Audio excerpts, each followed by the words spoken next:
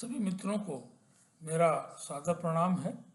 और आज की वीडियो का जो टॉपिक है वो बड़ा उपयोगी है आपके लिए कि अगर आप महसूस करते हैं कि आपकी ऊर्जा का लेवल सारा खाना पीना खाने के बाद भी एकाएक डाउन हो जाता है और आपको शुगर या कोई इस तरह की क्रॉनिक डिजीज भी नहीं है, तो ज्योतिषीय विश्लेषण में आपको निश्चित रूप से दिखवाना चाहिए कि अगर आपको कोई रोग नहीं है और सारे टेस्ट नॉर्मल आ रहे हैं, फिर भी इस तरह का अगर आपके पास दिक्कत महसूस होती है, क्योंकि तो आप ही जान सकते हैं, और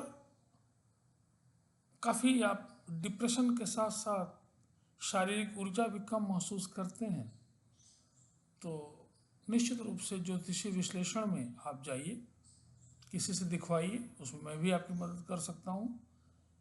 आपकी कुंडली में आप खुद भी देख लीजिए, अगर थोड़ा जानकारी है तो, कि क्या चंद्रमा आपके पीड़ित हैं।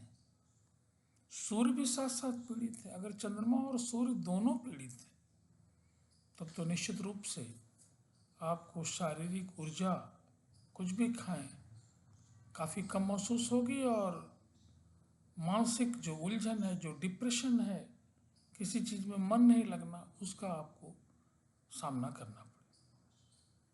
तो उनसे आप कितनी तेज़ी से उबर जाएंगे, इसके लिए बाकी ग्रह भी जिम्मेदार होंगे कि जो आपको मदद करेंगे। लेकिन मेनली सन एक बड़ा ग्रह है, क्योंकि ऊर्जा का स्रोत जो है वो शनि है, सूर्य है। ऊर्जा के स्रोत आपको पता है। और सूर्य अगर नीच के हैं, कमज़ोर होने का मतलब वो नीच के हैं, साथ साथ नीच राशि के साथ साथ अगर मान लीजिए वो ग्रहण योग में है, तो हम कहेंगे कि बहुत ही खराब स्थिति है। और मान लीजिए ग्रहण योग में तो है लेकिन नीच के नहीं है, तो ये होगा कि उसका उतनी खराब स्थिति में नहीं है। तो ये रेमेडी भी आप उसी अनुसार देखेंगे। चंद्रमा के लिए भी कि चंद्रमा नीच राशि है, खराब जगह पे हैं, या कोई दुर्योग में भी हैं, जैसे विष योग में हैं, या ग्रहण योग में हैं, या केम द्रुत योग में हैं, और आपको पता है कि सब बड़े आसानी से आप देख सकते हैं। चंद्रमा और शनि एक साथ हैं तो विष योग है, और चंद्रमा में राहु या केतु उनके साथ हैं तो ग्रहण योग है। तो जितना ज़्यादा चंद्रमा कमज़ोर होंगे या पीड़ित होंगे, या सूर्य जितने ज़्यादा कमज़ोर होंगे या पीड़ित होंगे, उसी अनुसार आपको ट्रीटमेंट की भी आवश्यकता है ना। कि भाई अगर आपको साधारण बुखार है या निमोनिया है, टाइफाइड है, तो सबके ट्रीटमेंट डॉक्टर क्या करते हैं, अलग अलग देते हैं, सबके डोजेस भी अलग अलग हैं। उसी तरह से आपको ये देखना होगा कि भाई हमारे जो सूर्य और चंद्रमा हैं वो कितने पीड़ित हैं। और अगर एक ही पीड़ित हैं तब आप देखेंगे कि शारीरिक, जैसे सूर्य आपके अच्छे हैं और चंद्रमा कमज़ोर है, तो आप देखेंगे कि शारीरिक ऊर्जा की कमी नहीं है, मन जरूर थोड़ा सा परेशान है, भटक रहा है, वो अलग बात है, कंसंट्रेशन नहीं हो पा रहा है। लेकिन अगर चंद्रमा और सूर्य दोनों ही परेशानी में हैं, तब तो निश्चित रूप से आपको डिप्रेशन के साथ साथ आपको लगेगा कि शारीरिक ऊर्जा हमारे पास नहीं है। हम फल फूल खा रहे हैं, सब खा रहे हैं, फिर भी वो ऊर्जा जो महसूस होती है वो नहीं हो पा रही है। और इसके लिए निश्चित रूप से रेमेडी आप जाना होगा।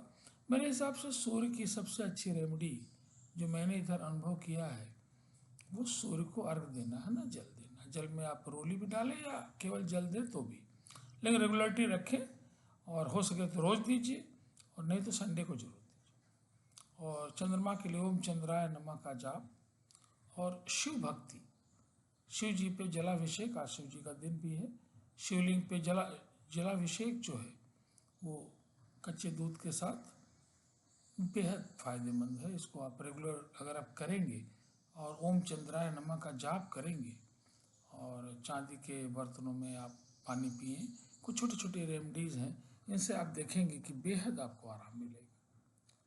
तो देख लीजिए अपनी कुंडली में अगर इस तरह की कोई प्रॉब्लम है, तो रेमेडीज से निश्चित रूप से आराम होगा ही होगा।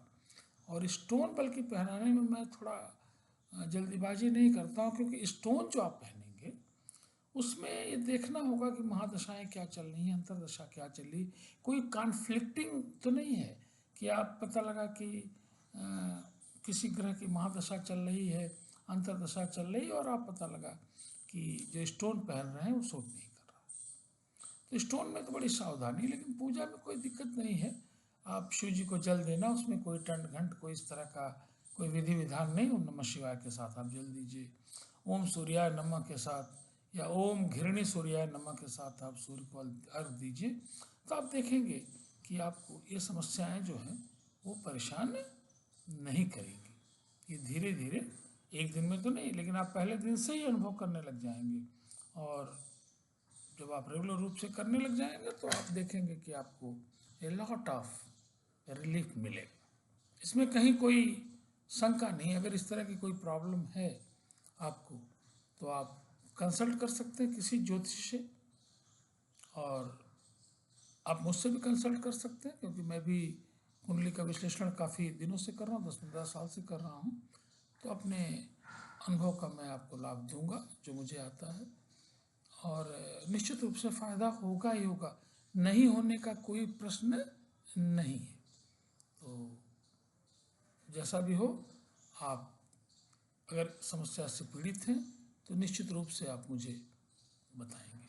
बहुत बहुत धन्यवाद। छोटी सी वीडियो है, इसको पूरा देखिए, है ना, पूरा, तभी आपको फ़ायदा मिलेगा। बहुत बहुत आप सभी लोगों को प्रणाम है, धन्यवाद सुनने के लिए। और सब्सक्राइबर आप निश्चित रूप से मेरा बढ़वाएंगे, इसी आशा के साथ मैं आपको पुनः एक बार प्रणाम कर रहा हूँ।